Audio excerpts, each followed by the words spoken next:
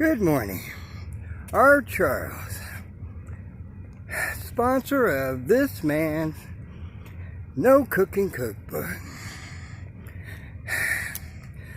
Subjects we will be taking on: divorce, finance, dealing with others, going through confrontation. So your child called you a donor, and you know you haven't been taken care of. All subjects like these we will be attempting to talk about.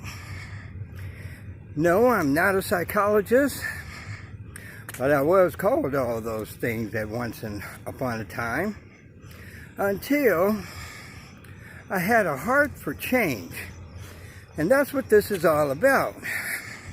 Having a heart for change. My life has been one way.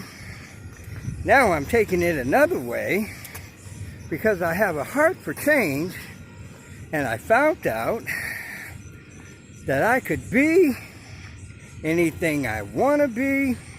I can be the person who I want to be, and there's nothing outside of me that can stop that from happening. This black man's No Cooking Cookbook. You see, we're not so much about cooking, although we do cook. We are about writing recipes for healthy living. Then I'll meet you back in the men's room. Now, speaking of healthy, let's get to that jog.